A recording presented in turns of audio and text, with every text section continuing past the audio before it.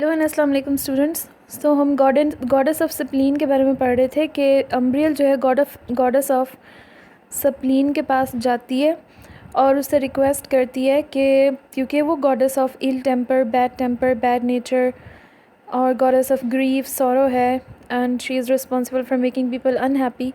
तो वो ब्लिंडा के लिए जो है वो इल ह्यूमर जो है उससे इन्फेक्ट कर दे ब्लिंडा को, क्यों, ताकि वो जो उसने लॉक ऑफ हेयर उसकी कट गई उसका बदला वो ले सके। सो स्टार्ट करते हैं हम।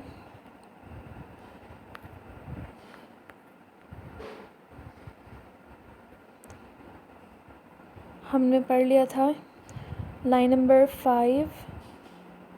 45 तक पढ़ा था। यहाँ से 45 से हमने शुरू करना है, यहाँ तक पढ़ा था।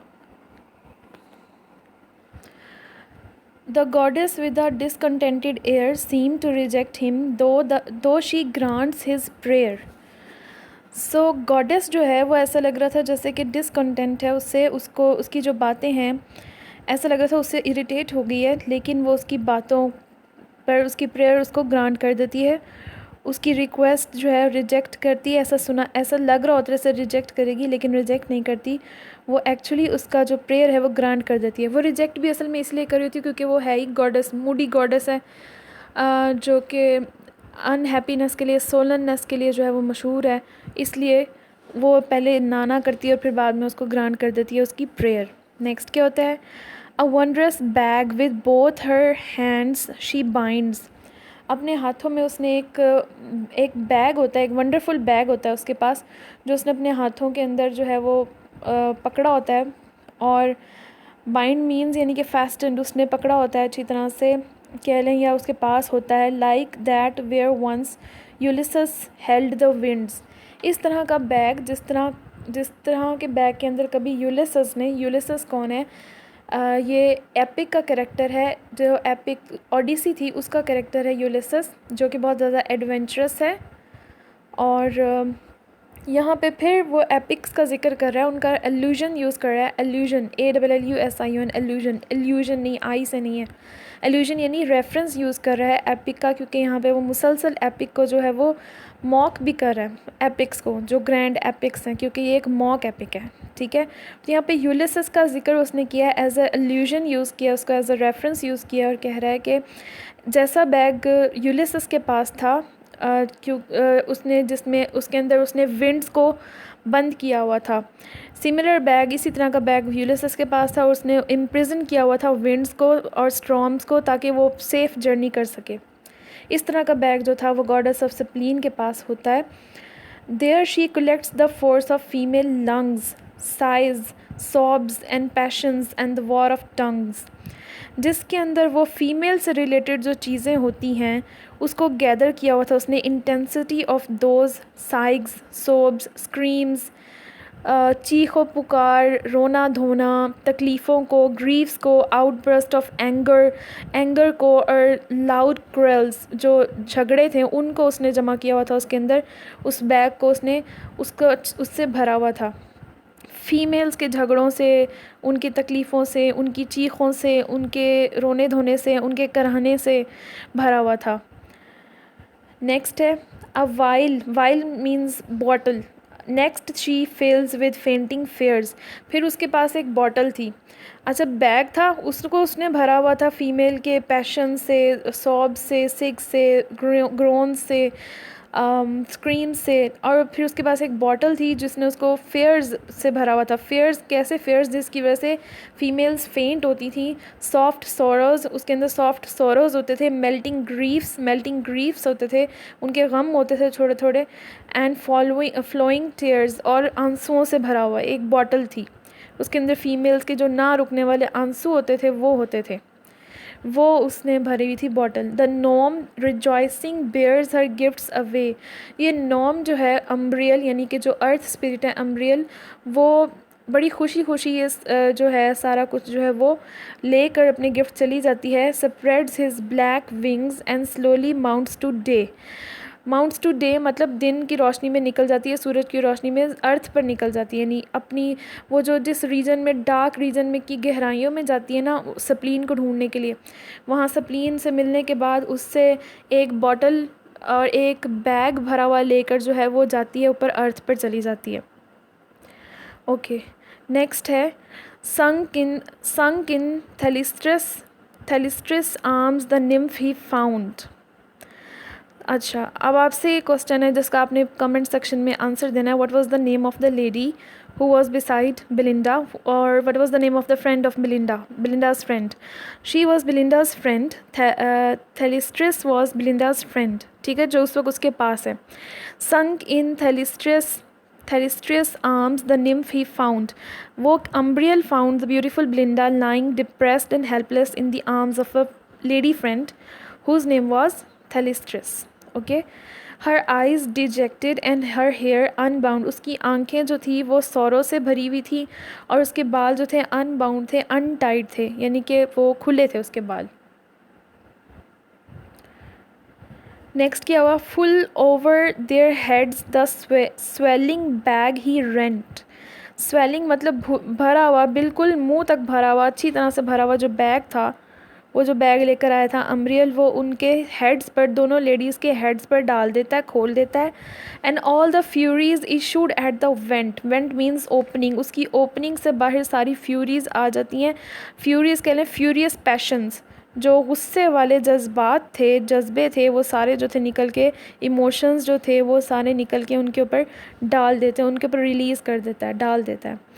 बिलिंडा burns with more than mortal ire, more than mortal means के इनह्यूमन, इनह्यूमन यानी मोर देन ह्यूमन, जितना कभी इंसान ने गुस्सा फील नहीं किया होगा उससे ज़्यादा गुस्सा जो है बिलिंडा फ़ील कर रही है, इन ह्यूमन रैथ फील कर रही है, जो कि ह्यूमन से बढ़कर है, जो कि ह्यूमन बीइंग ने एक्सपीरियंस नहीं किया होगा, इतना गुस्सा वो फील कर रही है। एंड फिर थैलिस्ट्रिस फैंस द राइजिंग फायर, और थैलिस्ट्रिस जो है वो राइजिंग फायर को, जो उसके अंदर आग जल रही है, उसको और ज़्यादा जो है वो फ़ैन कर रही है, उसको और ज़्यादा बढ़ा रही है।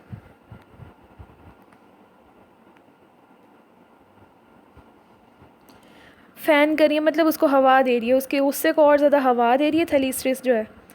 और क्या कहती है, और wretched maid she spread her hands and cried while Hampton's echoes wretched maid replied. और वो अपने हाथ गुस्से के एंगर का गेस्चर देते हुए, अपने हाथ फैलाते हुए कहती है, ओ रेच्ड मेड, ओ मिजरेबल मेडन। और ऐसा लग रहा था जैसे उसके अल्फाज जो है हैम्पटन कोर्ट की दीवारों के अंदर गूंज रहे हैं।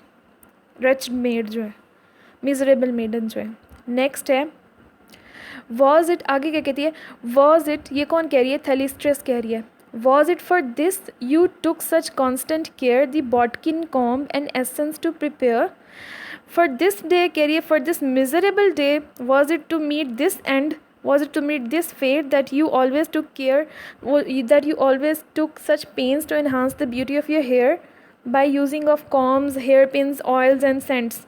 इस दिन के लिए तुम अपने बालों की इतनी केयर किया करती थी, कभी उन पर ऑयल लगाती थी, कभी उनको हेयर पिन्स लगाती थी, कभी उन पे जो है वो सेंट्स जो है तुम लगाती थी, इस दिन के लिए करती थी ये सारा कुछ। नेक्स्ट है for this with torturing irons wreathed round, इस सॉरी एक लाइन मिस हो गया, for this your locks in paper durance bound, paper durance यानी कि कर्लिंग पेपर, ऐसे पेपर्स जिसके अंदर बालों को बाउंड करके कर्ल किया जाता था, तो इस दिन के लिए तुम उसको कर्लिंग पेपर में डाला करती थी अपने बालों को। For this with torturing irons wreathed round, इस दिन के लिए तुम टॉर्चर करने वाले आयरन्स यानी कि आयरन के बने हुए इंस्ट्रूमेंट, ऐसा जिससे बालों को कर्ल किया जाता है, वो तुम यूज़ करती थी अपने बालों को, इतनी मतलब इतने जतन करती थी, इतनी मुश्किल तुम झेलती थी, इतनी पेन लेती थी, आयरन्स को अपने बालों पे लगाती थी ताकि वो जो है रोल हो सकें, कर्ल हो सकें।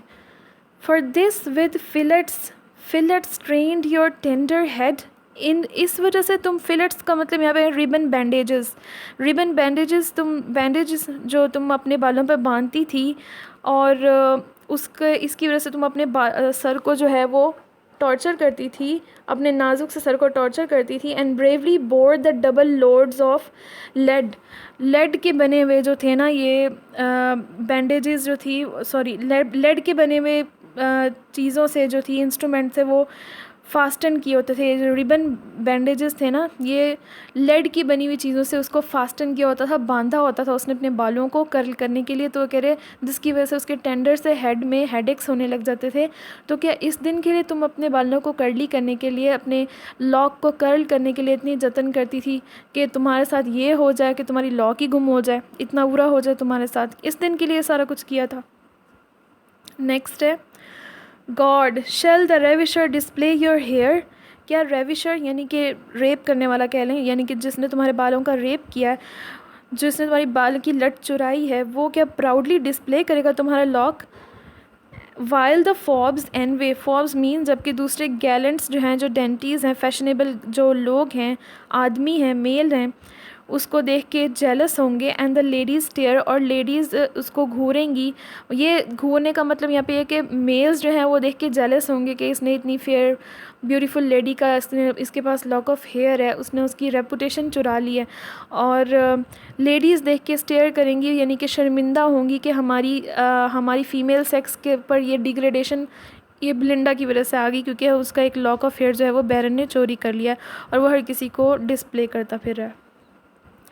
Honor forbid, at whose unraveled shrine ease, pleasure, virtue, all our sex reign। कह रहा है ऑनर फॉरबिड, यहाँ पे उसके कहने का मतलब है कि ऑनर की खातिर पे, ऑनर की श्राइन, ऑनर को एज अ श्राइन उसने पेश किया है कि ऑनर की श्राइन में आकर ऑनर की खातिर, यहाँ पे ऑनर का मतलब चेस्टिटी या वर्चू नहीं है, यहाँ पे ऑनर का मतलब रेपुटेशन है, यानी कि शो ऑफ़ कह लें, या रेपुटेशन जो शो ऑफ़ करने के लिए इन्होंने अपनी रखी होती है फैशनेबल लेडीज़ ने। तो उसके वो यहाँ पे कह रहा है कि ऑनर फॉरबिड, इस ऑनर माफ़ करे कि ऑनर की खातिर, जिसकी खातिर उसकी शराइन में हमने अपना ईज़, अपनी रेपुटेशन को बचाने की खातिर, अपनी एक अना, अपनी एक वैनिटी को रखने के लिए हम अपना ईज़, अपना प्लेजर, अपनी खुशी, इवन अपना वर्चू तक सरेंडर कर देते हैं। तो यहाँ पे वर्चू सरेंडर करना जो है, और ऑनर का मतलब इससे ज़ाहिर हो रहा है कि ऑनर का मतलब यहाँ पे चेस्टिटी या वर्चू नहीं है उनका, यहाँ उनका मतलब उनकी रेपुटेशन है, जो कि फ़ॉल्स रेपुटेशन है, क्योंकि उसकी खातिर, उस रेपुटेशन को रखने के लिए वो अपना वर्चू तक सरेंडर कर देती है। मतलब उनको कोई फ़र्क नहीं पड़ता कि वो अपनी चेस्टिटी किसी मेल को सरेंडर कर दें, अगर वो सीक्रेट रहे, उससे उनकी बदनामी ना हो, अगर तो उससे उनको कोई फ़र्क नहीं पड़ता। ज़्यादा फ़र्क उनको पड़ता है कि उनकी रेपुटेशन ख़राब हो जाए, उनका फ़ॉल्स जो रेपुटेशन है वो ख़राब हो जाए।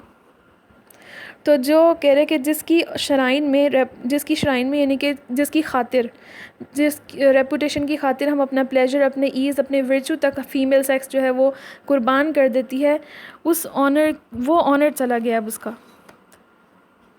ठीक है, नेक्स्ट है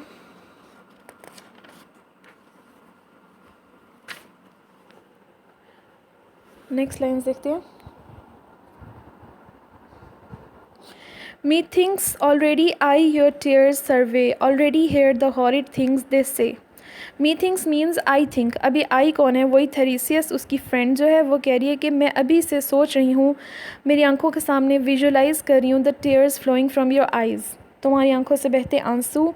already hear, already सुन रही हूँ the horrid things they say, वो बातें जो लोग तुम्हें करेंगे, तुम्हारे बारे में लोग जो बातें कर रहे हैं वो मैं सुन रही हूँ अभी से। Already see you are degraded toast, अभी से तुम्हारी डिग्रेडेशन जो है वो मैं देख रही हूँ कि तुम्हारे एजाज़ में जो टोस्ट प्रपोज़ किया जाता था वो अब नहीं किया जाएगा। कोई पार्टी जो तुम्हारे लिए दी जाती थी, तुम्हारे ऑनर जो दिया जाता था, वो अब नहीं दिया जाएगा, वो मैं अभी से देख रही हूँ।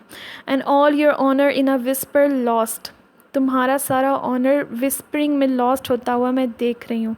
कैसे? क्योंकि जो लोग तुम्हारे बारे में सरगोशियाँ करेंगे कि इसकी रेपुटेशन चली गई, इस फेयर, इस अरिस्टोक्रेटिक लेडी की, इस ऑनरेबल लेडी का ऑनर चला गया, रेपुटेशन चली गई, जो लोग तुम्हारे बारे में सरगोशियाँ करेंगे वो सब कुछ मैं अभी से सुन रही हूँ।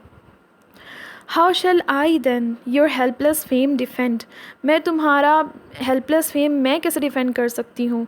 It will then be infamy to seem your friend, infamy होता है कि कह लें कि ये भी शर्मिंदगी है, यानी कि उसके लिए disgraceful. It will be even disgraceful for me to appear to be your friend, even it will be defamable for me. तो वो कह रही कि इवन ये मेरे लिए शर्म की बात होगी कि मैं तुम्हारी फ्रेंड कहलाऊँ, या मेरे लिए डिग्रेडेशन की बात होगी, क्योंकि इससे मेरी रेपुटेशन भी ख़राब होगी कि मैं तुम्हारी फ्रेंड हूँ। नेक्स्ट है, and shall this prize the inestimable prize expose through crystal to the glazing eyes. तो कह रहा है कि ये जो इनएस्टिमेबल प्राइसलेस ट्रेजर है जो कि तुम्हारा लॉक ऑफ हेयर है, क्या ये एक्सपोज थ्रू क्रिस्टल का मतलब ये है कि जो बैरन है डायमंड के क्रिस्टल के अंदर छुपा कर अपनी रिंग के अंदर उसको पहनेगा और उसको हमेशा दिखाता रहेगा लोगों को, अपने अपने प्लंडरिंग हैंड में उसको हमेशा से वो पहने रखेगा। And heightened by the diamond circling rays, और डायमंड की सर्कलिंग जो रेज है, उसकी जो चकाचौंध है, उसकी जो चमक है, उसमें से on that rapacious hand forever blaze, उसका जो हाथ है, उसका जो रेपेशियस हैंड, रेप करने वाला हैंड है, जिससे उसने प्लंडर किया, उसका चुराया है, उसका जिससे उसने उसकी लट चुराई है, उसके हैंड में वो जो रिंग बना के तुम्हारे बालों को रिंग बना के तुम्हारे बालों की लट को, या उसके थोड़ा सा हिस्से को, मतलब तो यही है कि उसके थोड़े से हिस्से को रिंग बनाकर डायमंड की रिंग के अंदर उसको लगा कर पहने रखेगा और लोगों को शो ऑफ करेगा, डिस्प्ले करेगा। और उसका जो प्लंडरिंग हैंड है, उसका ये जो प्लंडरिंग हैंड है जिसमें उसने तुम्हारी प्लंडरिंग होता है, चुराने वाला हाथ जो है उसका, वो हमेशा तुम्हारा ये जो ब्यूटीफुल लॉक है वो डिस्प्ले करता रहेगा लोगों को, जिसकी ब्यूटी जो है तुम्हारे जो लॉक की, जिसकी जो ब्यूटी है वो इसके ग्लिटरिंग डायमंड की वजह से और ज़्यादा बढ़ जाएगी। तो क्या वो हमेशा शो करता रहेगा?